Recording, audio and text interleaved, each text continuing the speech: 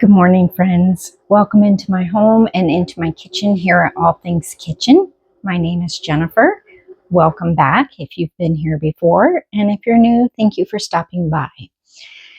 This morning, I don't know if you just heard, my bread machine just shut down. I have quite a few chores that I need to do, and number one was making bread. I've been out of bread for about a week now, and we have some store-bought bread that was in the freezer kind of for emergency use, and we did have to use that. And I just don't like store-bought bread anymore. Oh my gosh. Every time I had a sandwich this week, I was like, yeah, we need to get in there and make some bread. It's crazy. It's crazy how when you start doing things at home yourself, I guess it's not crazy, but you really just prefer your own cooking. And I found the bread recipe that I like, and so I'm going to stick with it. But the main thing that I'm bringing you along for today is the holiday seasons are coming up, and it's time to think about some holiday things. I ran out of hot cocoa mix, probably about 6 months ago or so. And it's Florida. Who needs hot cocoa during the summer, But it's coming up to that time. We've had some cool days outside, which has been really nice. Unfortunately, I haven't really been able to open my house because of my screens got shredded from the hurricanes, and I need to wait for hurricane season to be over before I invest that kind of money into fixing my screens. But I really, really can't wait till we are able to open those windows. But hurricane season's coming to a close, even though there's a couple of things out there trying to make themselves known. So it won't be that much longer, and I can go ahead and get that done. But hot cocoa mix.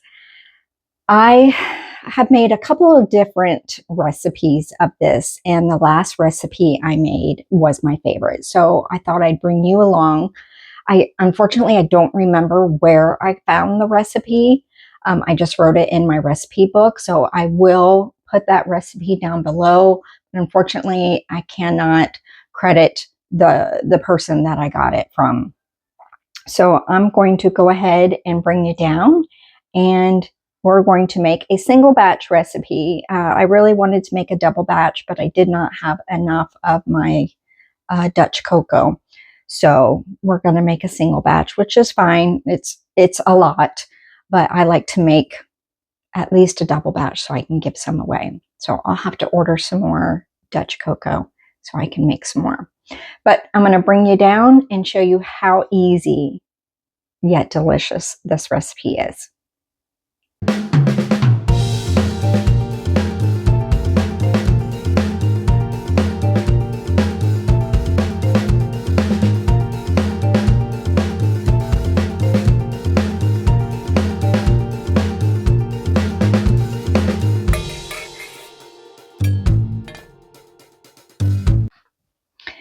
So the first thing we are going to start with is 3 cups of milk powder. And I've gone ahead and measured this out already. So I have 3 cups of milk powder. It's just dry milk powder. You can use whatever type, what your favorite brand is. That's up to you. So I have that. And then I'm going to add in 2 cups of powdered sugar. I have already sifted this once, but it doesn't hurt to go ahead and sift it again. So 2 cups of powdered sugar here. Now, obviously, this is not a healthy recipe for sure, and you'll see when I add another ingredient how really unhealthy it is, but it's delicious. Let me just get this in here. So 2 cups of confectioner sugar, powdered sugar, icing sugar, whatever you want to call it. I'm just going to get that in there. And then we're going to add in 1.5 cups of Dutch cocoa. Now, I did say earlier that I did not have enough to do a double batch. Well, I actually didn't even have enough to do a single batch. So I did have to add some regular cocoa in there, but it was only about not even a half a cup. It's mostly the Dutch cocoa. So I'm going to go ahead and add that in there as well. And that's 1.5 cups. And I had already sifted that as well. So I'm just going to mix these together. Double sifting does not hurt at all. It will actually help blend some of this if I can get it to go through. So while I'm working on this, I know in my last video I briefly mentioned that we did have some damage from the hurricanes. We actually had more damage from the first hurricane, Helene, than we did from the second, even though we were in the direct path. But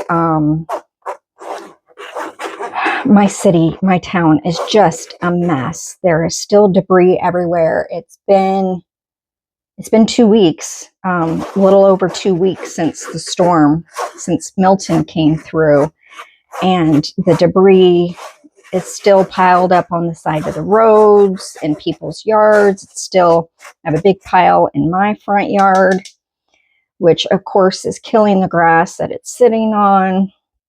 I'll put a couple of pictures in right here, right now. So we had fence panels that were down, fence that completely got crushed. Our screens were shredded. We had a tree fall down from our neighbor's house that fell and crushed their camper and destroyed the fence line there. Incredible. And show you some of the damage that we had from Helene. I didn't take any pictures after Milton because we did not. The only damage we had was, besides our pool cage and the screen. Let me get a bigger spoon.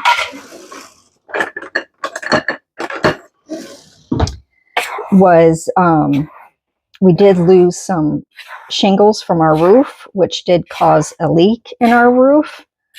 And fortunately for us, our neighbor is our roofer, and we had evacuated for Milton. We're not in an evacuation zone, but we have a lot of trees around our house, very large trees.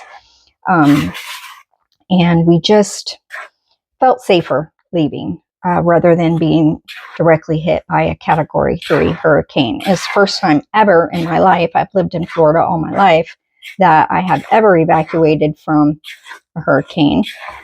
But I'm glad I did, because we did have some very large trees behind us that fell. They did not fall into my property, but I would have not handled that well had I been here. Okay, so I have that all mixed up. Now, my next ingredient is 1.5 cups of ground white chocolate chips.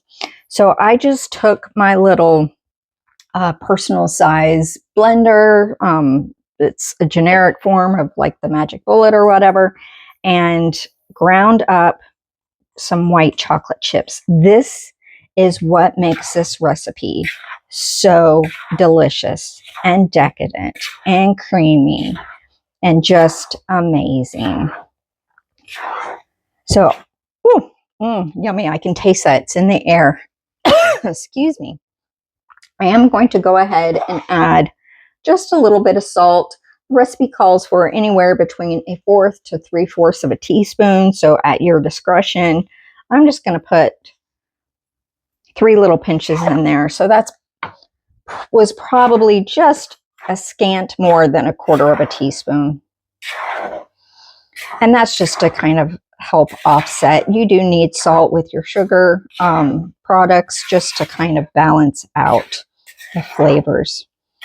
And friends, that is it. That's how easy this is. The hardest part, which is not hard, is just measuring out and sifting everything. And you can see this all blended beautifully.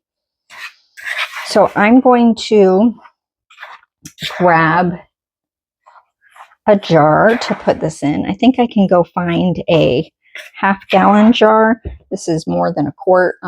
That's what I had it in before, was a half-gallon jar. Let me go see if I can find that really quickly. Oh my goodness, friends, all the smells in my kitchen this morning are just amazing. I'm making some of my chai concentrate, and I've got the bread in the bread machine and making this hot cocoa.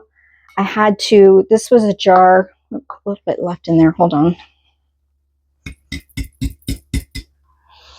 This was a jar I had my cinnamon sticks in, and I'm not even going to bother to rinse it out, because if there's a little bit of cinnamon flavor in there, no big deal. Okay, friends, so we are going to go ahead and put this in here. Now, one tip that I would like to make sure that I tell you, when you go to chop up those white chocolate chips, whether you use a food processor, a blender, a little mini blender, whatever you use, you want to make sure that it doesn't get hot. So quick, short little bursts. It doesn't take a whole lot to chop them up. Those are just Nestle Toll House white chocolate chips.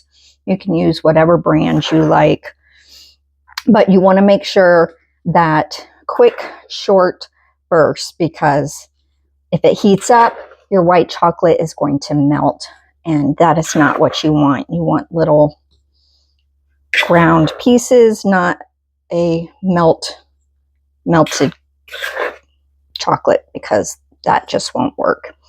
So I guess I forgot how much this one recipe made, because it's going to fill my half-gallon jar here. Let's see if I can get the rest of this in here. So when you go to make a cup of hot chocolate with this, hot cocoa, you're going to use a third, hold on one second.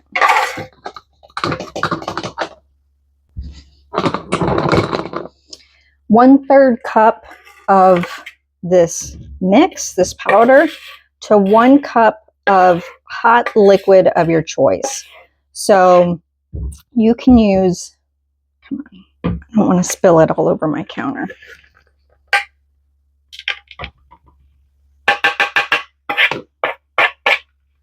Good enough. I'm already going to have to wipe the counter.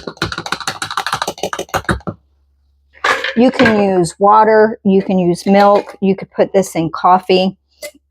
But yeah, look, that one batch made a half-gallon jar. That is plenty for now for me. Once the weather starts cooling down, I do tend to gravitate towards the hot cocoa rather than a hot tea or coffee. But if I do want to share with my friends and family, then at least one other batch I would need to do, because it does take 1/3 of a cup.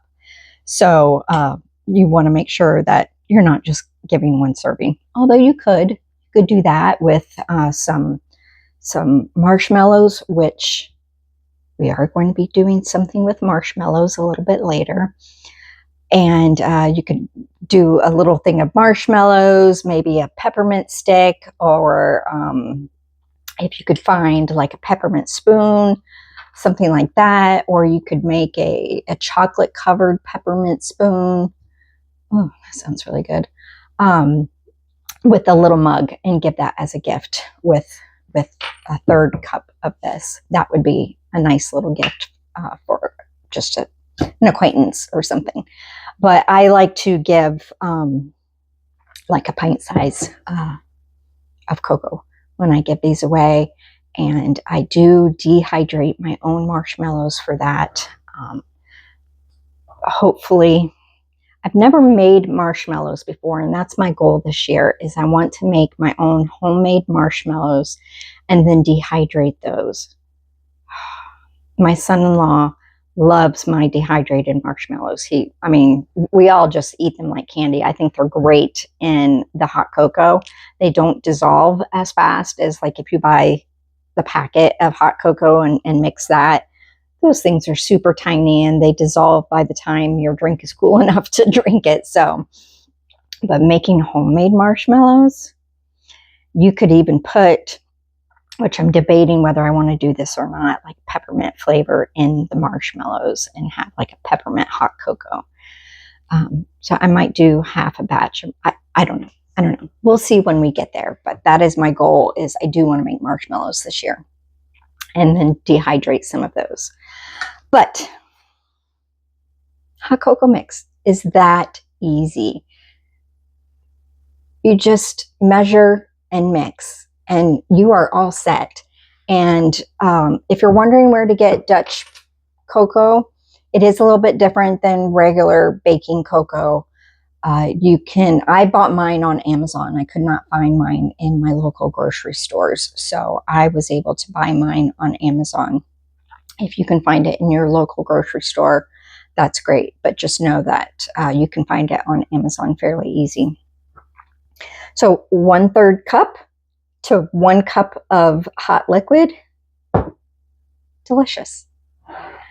I need to jar up my chai, which is cooling down enough so that I can jar that up. I need to peek at my bread and clean up all these bowls that I just made a mess with, pre-measuring everything out for you guys, for us to do this project together. So thank you for coming along today. I do have some other things to do. And unless you want to come over and help clean my kitchen. No? Okay. So I will see you next time. Thank you for stopping by. I appreciate your time. I hope you have a great day. I hope you have a great week. And I can't wait to see you next time. Take care, friends.